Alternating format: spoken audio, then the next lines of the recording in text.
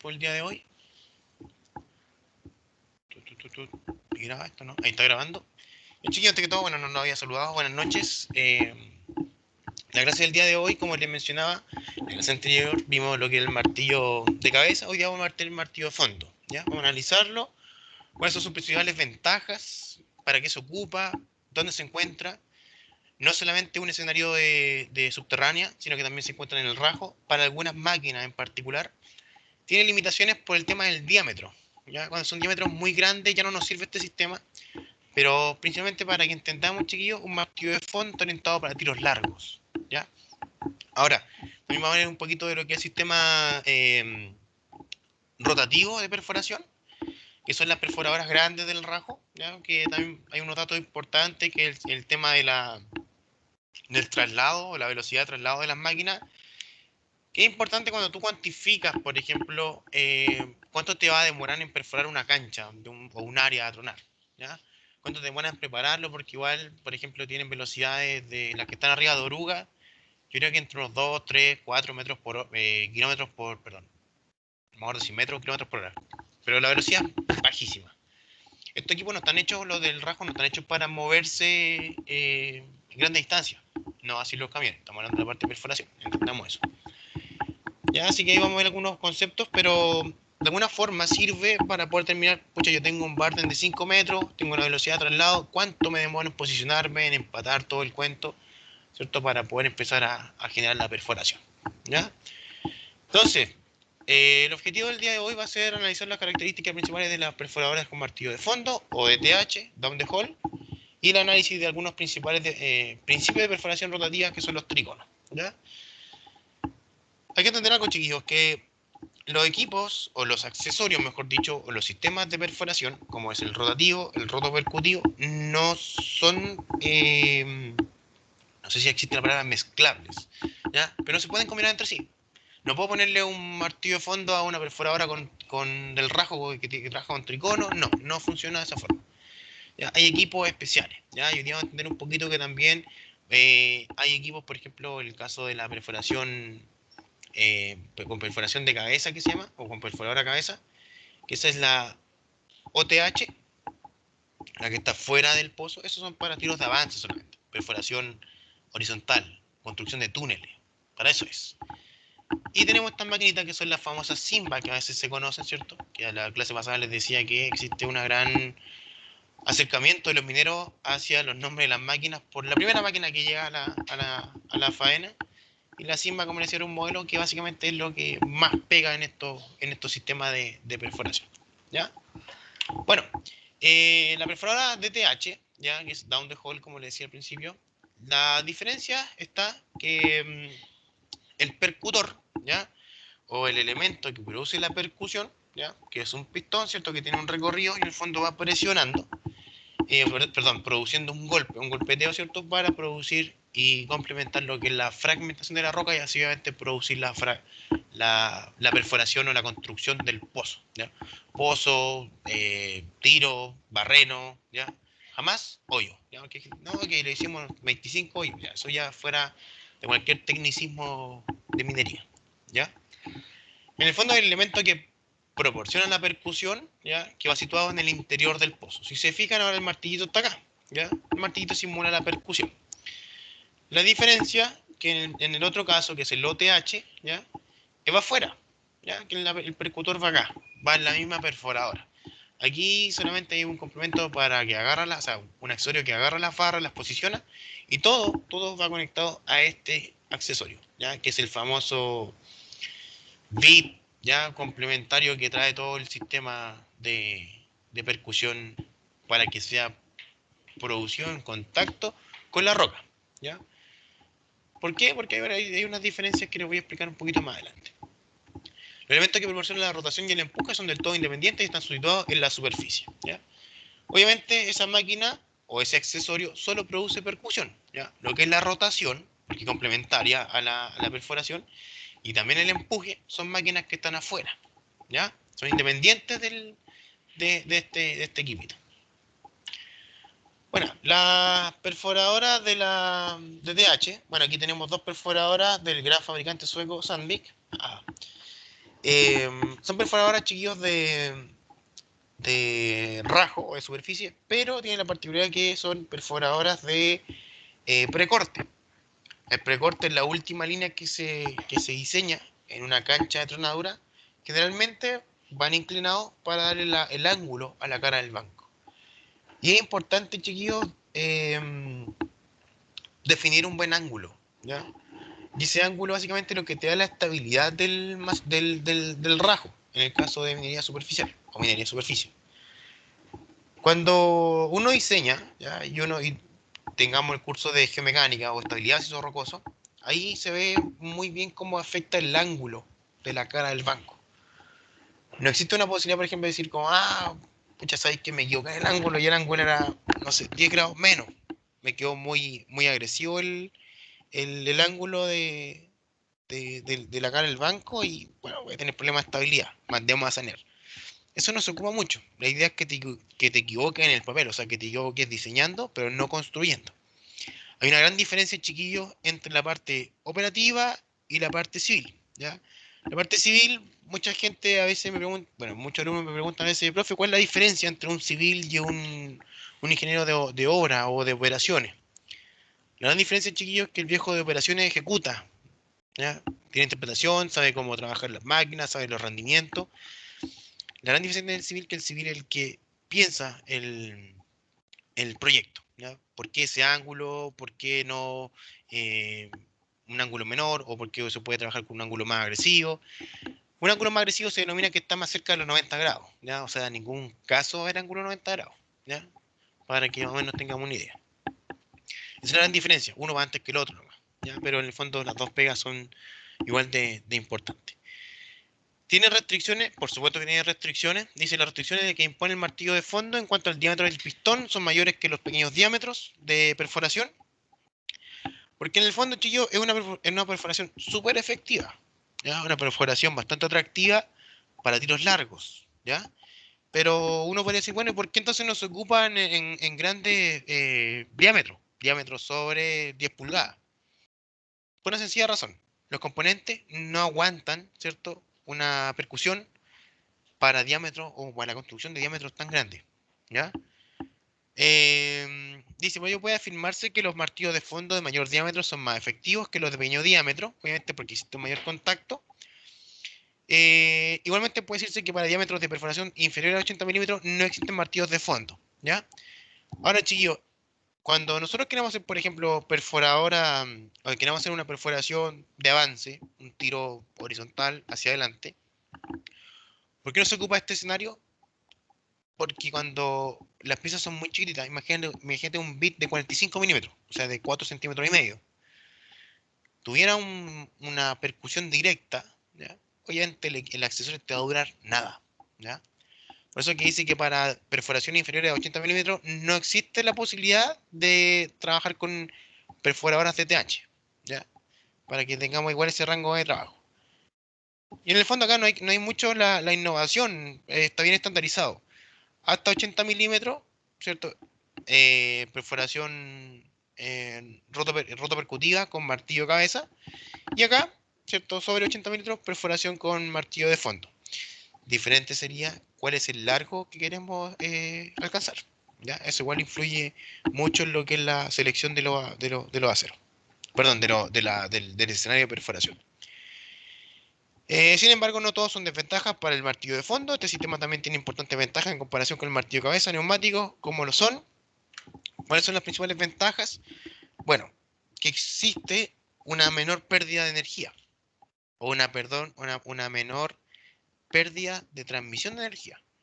¿Por qué? Porque dice que por cada barra, por ejemplo, pongamos en un caso de un martillo OTH, un martillo de cabeza, ya le pongo 5 barras, por ejemplo, y ya tengo aproximadamente pérdidas de percusión, ¿cierto? O de energía de 10% por barra. O sea, ya tendría, por ejemplo, en el peor caso, una pérdida de 50%. ¿Ya? Don Jorge, ¿algo va a decir? Profe, hola, disculpe que le interrumpa. Es súper abreviado lo que yo voy a decirle, en verdad. Además, para avisarle que yo me encuentro trabajando, que no voy a poder asistir a las clases. O sea, me di cuenta que el lunes no hubo y hoy día sí, pero no voy a poder asistir. Para que lo tengan en consideración que No se no preocupe, estoy Jorge. No se faltando preocupe. por falta. Ya. Así No se que ahora me preocupe. voy a retirar de la clase y era para avisarle, no, profe.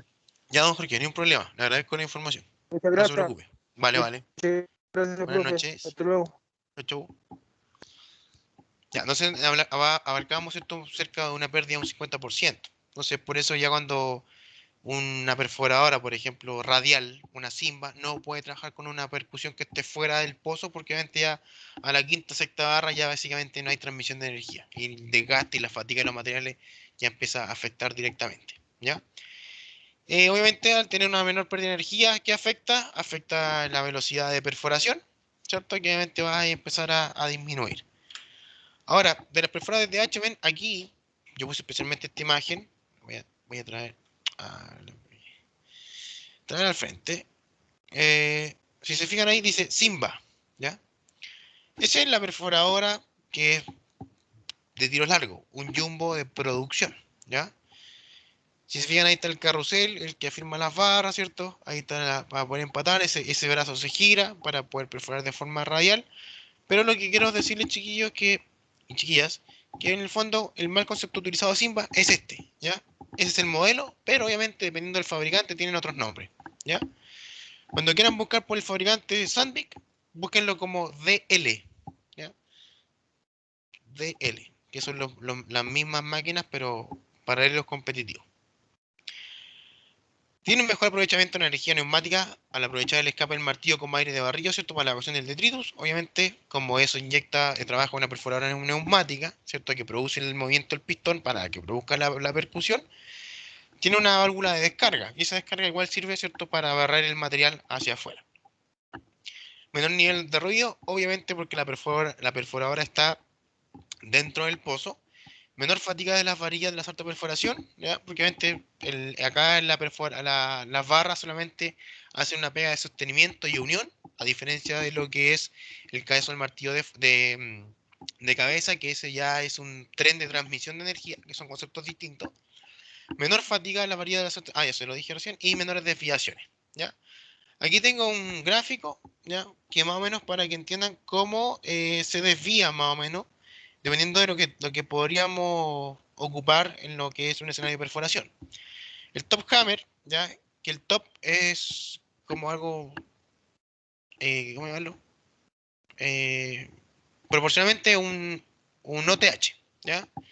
Que el martillo está afuera, en el top, en la parte de afuera, ¿ya? O en la parte exterior. T45, que es el cacho de la barra, por 51, que es el diámetro de perforación. Ya ese es un bit tradicional para perforación horizontal. Si se fijan, en función del largo de perforación, ya la desviación, ¿cierto? Es grosera. A los 30 metros tenemos 3 metros de perforación desde el escenario inicial, ¿ya? Aproximadamente un 10% en relación a lo que es largo de perforación. O sea, por cada metro que avance, te desvía, ¿cierto? Un 10%, ¿ya? Ahora, el que tiene el retractador, ¿cierto? Que es un accesorio, tiene una menor desviación y un mayor control, pero chiquillos, esto no se ocupa mucho para tiros largos, es un escenario comparativo. A diferencia de un ITH, que es lo mismo que el DTH, el ITH es un Intehol, ¿ya? Que va dentro del pozo. Es muy similar el funcionamiento, y si se fijan, la desviación es menor, ¿cierto? A 1.5 metros, a los 30 metros.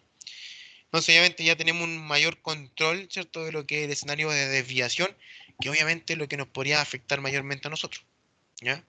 Queremos perforar 30, 40 metros para hacer después un hundimiento. Y obviamente tenemos que controlar para qué, para que después los pozos no se crucen, ¿cierto? No se traslapen unos con otros y tener obviamente una fragmentación deseada. Aquí hay algunos casos, bueno, este es un método, un panel caving, ¿ya? Sí, sí, un panel caving por el escenario de la forma, el block caving es más masivo, perdón, sublevel caving, ¿ya? Ahí tengo un nivel, o sea, los subniveles, ¿cierto? Se mete la Simba o el DL en el caso del Sandvik y perfora de forma radial, ¿ya? Perfora de forma radial, ¿cierto? Todo lo que es la zona mineralizada, y eso después se carga con un explosivo, se trona y cae, ¿ya? Y acá después está el LHD, ¿cierto? Que es el que saca el material y lo empieza a trasladar de un lugar a otro, ¿ya? Nunca se le olvide, chiquillos, que en el caso de subterránea, el LHD cumple dos funciones, transporte y carga, ¿ya? No siempre es como lo que uno piensa en el rajo, tengo una pala, carga el camión sale. No, ¿ya? No te aguanta un ciclo tan grande el caso de subterráneo. Algunas velocidades, aproximadamente en cuanto a la velocidad de rotación, dependiendo del tipo de roca, eso igual sirve para más o menos determinar los requisitos energéticos de las máquinas. Obviamente existen gráficos que nosotros no los vamos a ver, pero cada fabricante tiene su gráfico dependiendo de la velocidad que necesite, ¿ya? Para más o menos calcular el consumo energético. Nosotros cuando planificamos siempre trabajamos en el peor caso, que la máquina siempre está trabajando a fondo, ¿ya? O sea, siempre está a tope en cuanto al funcionamiento. Lo hago para el tema de planificación.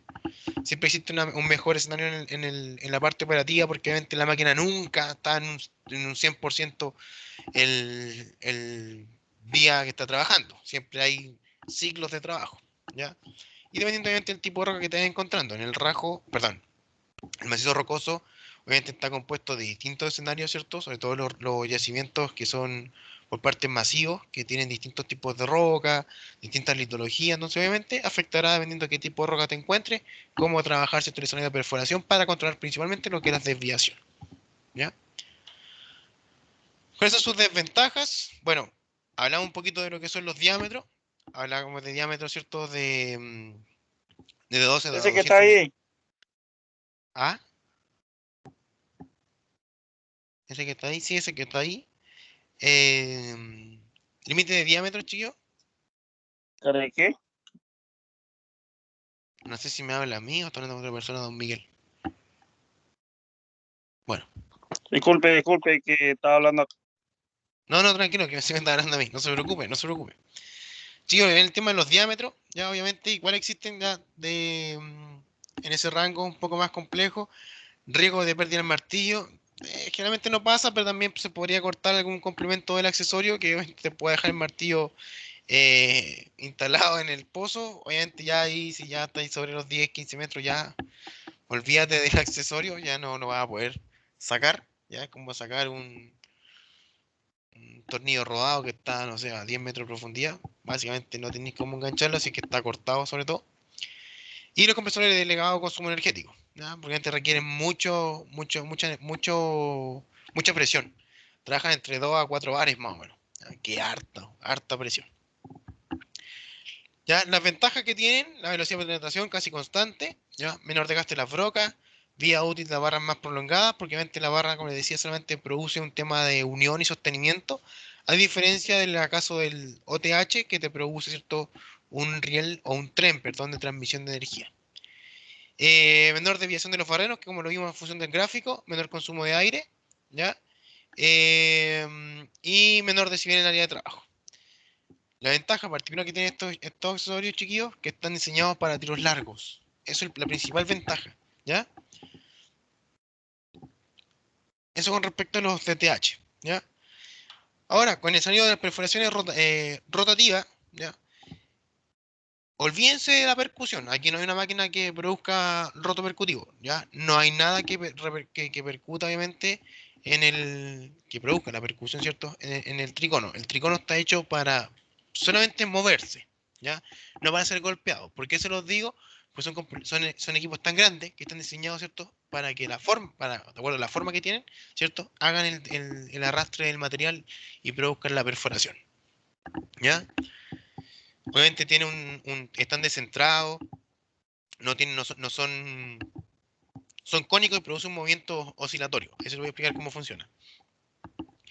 Funciona en base al elemento de corte, que es el tricono, ¿ya? Para grandes diámetros. A diferencia también de lo que es el caso complementariamente que trabajan con una fuerza de empuje que tengan una idea que es aproximadamente el 50% del peso de la máquina, ¿ya? Cuando no encuentren el dato, ¿ya? Porque van a ser muchos que en proyectos más adelante le van a pedir una perforadora y usted, bueno, dependiendo de los recursos que tenga y los requisitos que requiera, va a tener que definir una máquina. ¿Ya? Y entonces, cuando usted no encuentra el empuje útil, la máquina siempre, el fabricante siempre te va a entregar el peso de la máquina y usted el 50% el empuje que se ocupa, ¿ya? Para poder trabajar. Dice bajo esta denominación se agrupan todas aquellas formas de perforación en las que la fragmentación de la roca se produce básicamente por compresión, ¿ya? Y corte, que es básicamente lo que produce ese accesorio, ¿ya? Las barras son aproximadamente hay de 3 metros, de 4 metros, de 4,20, 4,75. Y obviamente, chiquillos, dependerá del estándar de las máquinas. O sea, si tú compras un fabricante, compras una perforadora de una marca, lo más recomendable sería trabajar con las barras de la marca, ¿ya? En ese caso, por ejemplo, Sandvik, Epiroc tienen barras o aceros de perforación, que es un área, chiquillo, que uno dice, ya venden acero, ya, pero es un área que no es menor, es un área considerable dentro de la empresa o de la compañía, ¿ya? No es algo que digamos eh, una pequeña gerencia, no, genera un alto impacto en los ingresos de la compañía. Obviamente por compresión también, o la mezcla entre ellos, un empuje sobre el tricono de perforación que supere la resistencia de la compresión de la roca, ¿ya? Un par de giros que origina su corteza por cizalladura, ¿cierto? Y son las dos opciones básicas que definen la perforación rotativa, ¿ya? Es como un engranaje en el fondo, que tiene inserto, ¿cierto? Y en el fondo va girando, y ese giro es el que va produciendo la perforación y va desgarrando, ¿cierto? Va cortando el material. Lo que hablaba al principio, alguna velocidad de desplazamiento en kilómetros por hora. Ahora puedo comprobar el dato, kilómetros por hora. Si son sobre orugas, 2 a 3 kilómetros por hora, son perforadoras lentísimas, ¿ya? No tan lenta como lo que una pala del rajo. La pala del rajo se moverá par de un metro cada 2 horas se puede mover esa máquina, ¿ya? Son infraestructuras, chiquillos, que no están hechas para moverse, ¿ya? Están hechas para estacionarla y dejarla ahí. Esta no, esta tiene un poco de movimiento y en el fondo cuando tú tienes un cierto orden, un cierto espaciamiento, puedes calcular más o menos cuánto es el tiempo que te va a demorar solamente en mover la máquina de un punto a otro. Tenéis 50 pozos que hacer, ¿cierto? Tenéis una distancia de 5 metros, por ejemplo. Entonces tú decís, ya, me muevo entre 2 a 3 kilómetros por hora. ¿Cuál es el caso? 2 kilómetros por hora. Entonces puedo ir calculando cuánto me demora, ¿cierto?, en mover la máquina, porque es parte del escenario de perforación. Vienen con neumáticos también, son unas perforadoras más chiquitas, ¿ya? Pero tienen una velocidad mayor, son un poco más versátiles. Por ejemplo, ¿ya? No tengo idea qué fabricante es. Yo nunca he visto perforadoras sobre ruedas. Siempre son sobre orugas las que trabajamos acá. Pero igual las hay en el mercado, ¿ya? Son un poco para canteritas, para minería un poco más pequeña, ¿ya? De mediana a pequeña, para abajo, ¿ya? Para mí, chiquillo, yo tengo bien marcado el tema de los escenarios mineros, ¿ya? O sea, gran minería, alta industrialización, automatización, mucha tecnología en equipo. Minería también, ¿ya? No tanto así como a gran escala, pero para mí pequeña minería y minería artesanal son básicamente que trabajan con elementos muy básicos de acuerdo a lo que son los equipos de perforación. Y en general, ¿ya? Dice la gran minería a cielo abierto, la movilidad de los equipos es escasa, por lo mismo no es de gran relevancia la velocidad a la que se desplazan estas máquinas. No así la pequeña minería, mediana minería, donde los tiempos de permanencia de los equipos en frentes de carrillo es menor debido a la menor producción. No sé si es frentes de carguillo, pero bueno, en los frentes de... Le vamos a cambiar carguillo por frentes de trabajo, ¿ya? Para hacerlo un poco más a la menor producción, ¿ya? Se diferencian con distintas unidades, tenemos una unidad de potencia, el mecanismo de rotación, el mecanismo de empuje, el barrido y otros componentes más, ¿ya?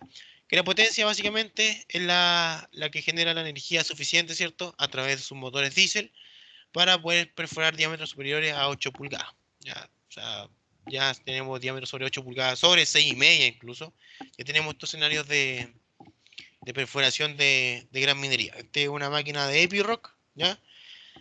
Epiroc actualmente lo que era Atlas, siempre me ha costado pronunciar Atlas Copco, ahora se llama Epiroc, ¿ya? Aunque todavía hay buenas máquinas circulando en el escenario que se denomina Atlas Copco, ¿ya? Funciona con energía eléctrica también, ¿ya? Son híbridas, trabajan con diésel y también con electricidad, entre energía de la trifásica a la de 500 voltios, que no tengo idea cómo se llama, ya para mí está la monofásica, la trifásica, 380 y 500 voltios, y hay perforadoras que son accionadas por un motor diésel que transmite energía eléctrica o con un motor independiente, ¿ya? Generalmente tienen un motor para poder mover la máquina, un motor para poder trabajar, igual que los Jumbo, ¿ya? Igual que los Jumbo. El Jumbo tiene un motor diésel para poder mover el equipo, que básicamente es el motor de un camión, ¿ya? No se imaginen un camión así de 16.000 litros, no, o sea, sí, 16.000 litros, no. Son motores 4.000, 3.500, ¿ya? Son motores de camiones. Generalmente los Profesor, fabricantes. pero como motores Cummins. Claro, Cummins es un fabricante que tiene una tecnología particular que es activar los cilindros en relación a las necesidades de la máquina. ¿Mm? Por ejemplo, el Cummins es un fabricante que, así como Dutch, así como Mercedes-Benz, como Volvo, que tiene sus propios motores, sí, son fabricantes de motores que te venden directamente los mismos fabricantes que hacen los mismos camiones, ¿ya? Por ejemplo, Sandvik, Avirock y a diferencia de Caterpillar, ¿ya? Caterpillar tiene sus propios motores. Los otros viejos que son suecos trabajan con motores Volvo, motores Scania y motores Mercedes-Benz. Son los tres motores que le ponen a su equipo. Yo he visto Volvo y Mercedes, lo que más se repite en los equipos de perforación y en general, ¿ya? Si en el fondo es el chasis de un camión tipo heavy duty, una cuestión de alta carga o alta industria, eh, con un motor de un camión y ahora no es el mismo motor que tiene el camioncito que anda repartiendo, no sé, cosas en la calle, no. Son parecidos, La, tienen otra tecnología, pero es la básicamente lo mismo. diferencia es que un motor de trabajo está reforzado.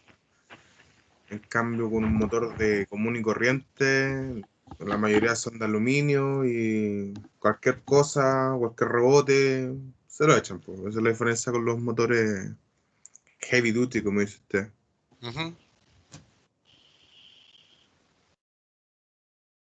Sí, muy bien, don Patricio.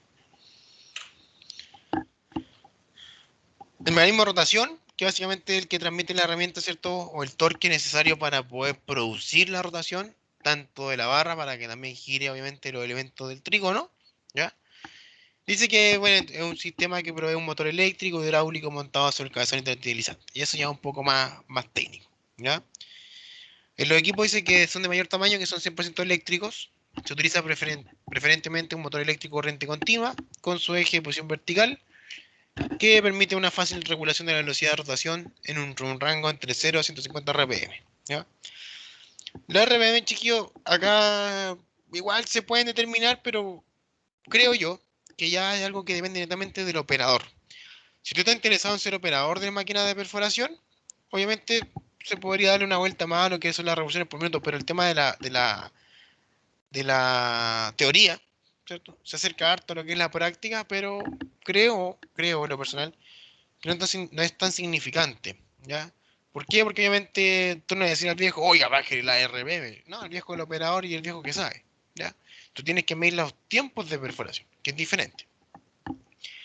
Los equipos montados sobre un camión o con unidad de potencia diésel utilizan un motor hidráulico que opera un circuito cerrado con una bomba de presión constante y un convertidor de torque, ¿cierto?, que permite variar la velocidad de rotación, ¿ya? Fue un poquito más técnico el escenario, ¿ya? Sigue el mecanismo de empuje, que básicamente es como que tomara la barra, ¿cierto?, toda la columna y la cargara hacia abajo, porque no solamente rotación, si fuera rotación solamente, obviamente se produciría un estancamiento y una fatiga del material. Es necesario, ¿cierto?, que tenga un empuje suficiente. Por ejemplo, que hablábamos recién de lo que es 50% del peso de la máquina. Si tú buscas en la ficha técnica cuánto peso es la máquina, al empuje nominal, llamémoslo así, es de un 50%. Ahora, cuánto se requiera dependiendo de las condiciones, bueno, eso variará dependiendo del terreno, ¿ya? Dice que la mayoría, o sea, y los equipos de mayor tamaño que operan hoy en el día alcanzan un peso de 120 toneladas. No sé, 60 toneladas aproximadamente va a estar cargando la máquina. Y tiene una velocidad, ¿cierto?, de elevación de las barras, porque obviamente cuando tú calculas el tiempo de perforación, tienes que calcular el tiempo de ingreso a la barra, de salida a la barra, ¿cierto? Porque obviamente, bueno, que tú metes la barra, hay que sacarla. Y obviamente un tiempo mucho mayor a lo que es la perforación, ¿ya? Para ver cuánto te demora en perforar una frente o una cancha del rajo. El barrido del detritus y de la perforación se realiza con aire comprimido, para lo cual el equipo está dotado de uno o dos compresores ubicados en la sala de máquinas. Mediante un tubo flexible se inyecta un flujo de aire a través del cabezal de rotación por el interior de la columna de barras, ¿ya? Hasta el fondo del pozo. Y lo que le explicaba, ¿cierto? Que dependiendo de la presión que se requiera, abarcamos entre 2 a 4 bares, que es alta presión, ¿ya? Tienen las máquinas donde tienen el motor, tienen compresores, ¿ya? Compresores grandes, a veces generalmente son compresores externos, ¿ya? Que no sé si alguna vez han visto, que son unos carritos amarillos, que generalmente son los que más se ocupan, y son de los mismos fabricantes. Epi y Roxam tienen sus propios compresores, ¿ya? No es un compresor así como que lo que ocupan los viejos para pintar, no, son compresores groseramente grandes. Ahora, dentro de lo que es el éxito de la perforación y lo que yo también abarcaba un poquito acerca de lo que es la velocidad de rotación, netamente depende del operador.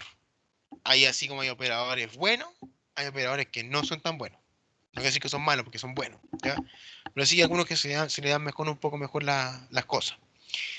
¿Qué factores son importantes? La magnitud del empuje sobre la roca. Tú tampoco te puedes poner a cargar el máximo permitido, ¿cierto? Porque antes se te va a romper todo lo que es la sarta perforación. Puedes dañar obviamente los accesorios y obviamente se te va a desviar el tiro, ¿no? O sea, algo demasiada fuerza, se te va a desviar el tiro. Dígame, Bastión. ¿No hay algún medidor por ahí que tenga en el panel la persona que está haciendo la perforación? Sí, pues, tienen medidores. Es lo mismo que un auto. Tienen No, muchos ok. relojes, te muestran la velocidad de rotación, te muestran la velocidad de perforación, la presión de aire, La los inclinación, consumos. ¿Cómo? No, es que la inclinación. esto no es en tiros inclinados. La Ah, perforación ok. rotativa no está hecha para perforación inclinada. Son fijos, o sea, son rectos. Son verticales. Son Ah, verticales. ok. La perforación de precorte, esa te permite trabajar en tiros inclinados. Mm, ¿Ya? El desgaste de la boca, que la boca básicamente es elemento de corte, en este caso es el tricono, el diámetro del barreno, el caudal de aire necesario para la evacuación del detritus, ¿ya? Y entre los factores que no dependen de la máquina, por supuesto que están las condiciones del macizo rocoso, ¿cierto? Y los rendimientos dependiendo del horario que dependen netamente de la experiencia, ¿cierto? Y los factores técnicos que él maneje para poder producir una perforación totalmente efectiva, ¿ya?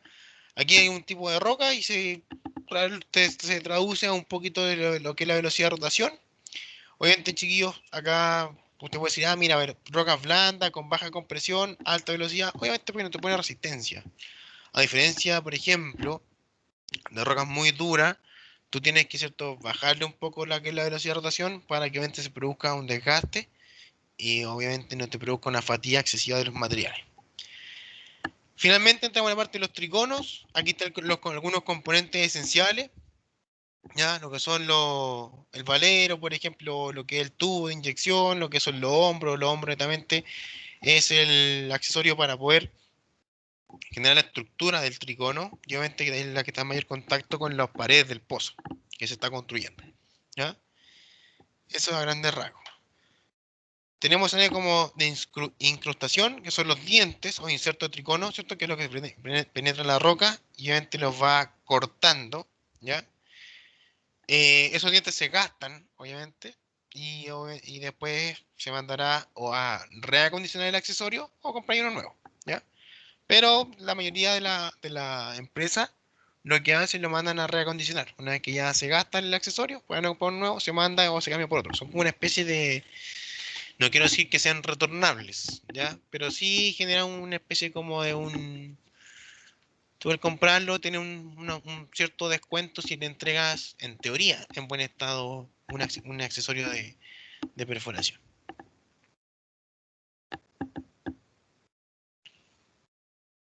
Dame un segundito. Es tan complicado, unos chiquillos con un trabajo que hicimos, es re fácil.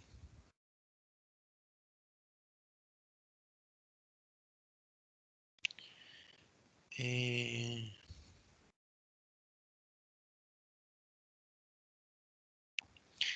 Espérame un segundo, chiquillo, terminamos el tiro.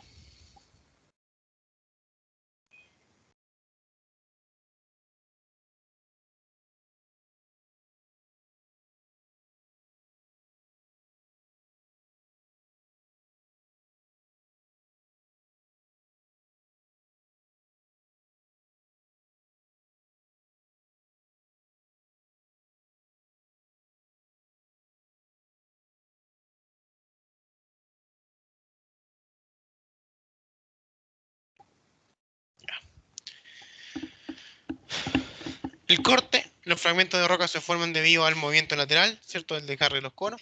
Pero, chicos, ya hay que entender un poquito qué es el funcionamiento del tricono, ¿ya?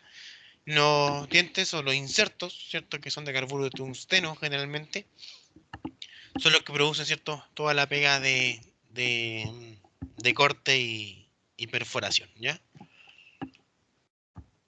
Ahora dice, los elementos constitutivos de un tricono y consecuentemente son de diseño son los conos o la estructura de los cortes, los rodamientos de los cojinetes y el cuerpo del tricono, ¿ya? Cada uno tiene una distinta función, ¿ya? Son 3 conos que poseen bueno, son 3 conos, por algo se llaman triconos, ¿ya? Que es redundante, pero de ahí viene el nombre, que están posicionados de una cierta forma, con un cierto ángulo, que depende el diámetro también, que obviamente son rotativos, una especie de engranaje, ¿ya? Para poder producir la perforación, ¿ya? ¿Qué parámetros son importantes? El ángulo del eje del cono, ¿cierto? Que en el fondo determina principalmente el diámetro de perforación, ¿cierto? Mientras mayor es el ángulo, ¿ya? Mayor es el diámetro, ¿ya? Dice, bueno, con el diámetro del barreno se aumenta el ángulo, el diámetro del cono deberá... Ah, no, perdón, es inversamente proporcional. Si aumenta el ángulo, el diámetro del cono debe disminuir. Ah, claro, está viendo al revés. Si aumenta el ángulo, el diámetro va a disminuir, ¿ya? El avance del tricono en el fondo del barreno lo regula en gran parte el tamaño y forma de los conos, es decir, el perfil del mismo. Ahora, chiquillos, hay un catálogo para poder seleccionar los aceros de perforación en relación a lo que son sus necesidades. Obviamente dependerá del tipo de roca, y esto es re fácil porque cuando usted debe trabajar esto, tiene que licitar los aceros de perforación y los fabricantes le van a decir, bueno, ¿cuáles son la roca que usted está trabajando? ¿Cuáles son sus características? ¿Cuál es la dureza? ¿Cuál es la resistencia? ¿Cuál es el diámetro que usted quiere perforar? ¿Cierto? ¿Cuál es su máquina, por sobre todo? Entonces, en el fondo va a tener un catálogo, ¿cierto? Para poder elegir, y ahí te van viendo, ¿cierto? Esto de diente tiene un mayor ataque, es más orientado para las rocas blandas, este es de roca dura.